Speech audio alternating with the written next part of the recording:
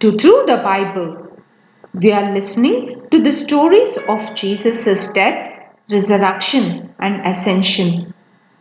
Our story for today is titled Jesus is Crucified and Dies. Roman soldiers made Jesus carry his own cross. Two criminals sentenced to death by crucifixion were forced to do the same. They were led out of the city to be crucified. A large crowd followed, including women who mourned and wailed for Jesus. Jesus was weak from his beatings and fell. The soldiers grabbed a man in the crowd, Simon from Cyrene in North Africa, and forced him to carry the cross. They led Jesus out of the city to a place called Golgotha, meaning the place of a skull. Jesus and two criminals were nailed to their crosses. Jesus was in the middle with a criminal either side. It was 9 o'clock in the morning. The soldiers divided Jesus' clothes among them. The inner garment, woven in one piece without seams, was too valuable to divide, so they cast lots for it. It fulfilled the prophecy of Psalm 22. They divided my clothes among them and cast lots for my garment.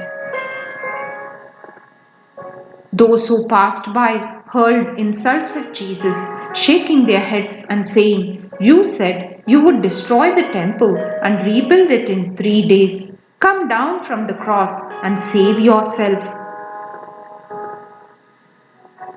The chief priests and elders mocked. "He saved others, but he cannot save himself." The soldiers also joined in the mocking. One of the criminals joined in with those insulting Jesus. "Aren't you the Messiah? Save yourself and us." But the other criminal rebuked him. "Don't you fear God?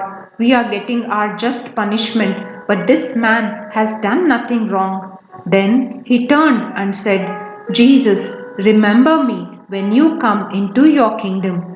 Jesus replied, "I tell you the truth. Today you will be with me in paradise."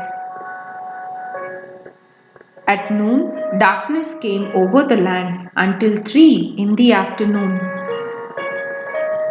At around 3 in the afternoon, Jesus called out in a loud voice, my God, why have you forsaken me?" Then Jesus exclaimed, "Father, into your hands I commit my spirit." He breathed his last breath. The Roman centurion in charge of the crucifixion, who had been watching Jesus die, suddenly praised God and said, "Surely this was the Son of God." As evening approached and the next day was the Sabbath, Pilate gave permission for the legs of those being crucified to be broken so they would quickly die. The legs of the two criminals either side of Jesus were broken. However, as Jesus was already dead, a soldier thrust a spear into his side and blood drained out. It fulfilled the prophecies that not one of his bones will be broken, from Psalm 34, and they will look at the one they have pierced, Zechariah 12. A good and upright man named Joseph from Arimathea, who was a member of the Jewish council, went to Pilate and asked permission to bury Jesus. Pilate agreed. Joseph took Jesus' body down, wrapped it in linen cloth, and took it to an empty tomb cut in the rock. A large stone was rolled over the entrance. The Pharisees, aware that Jesus had said, "After 3 days I will rise again," asked Pilate to post a guard on the tomb. The tomb was sealed and a guard set on it.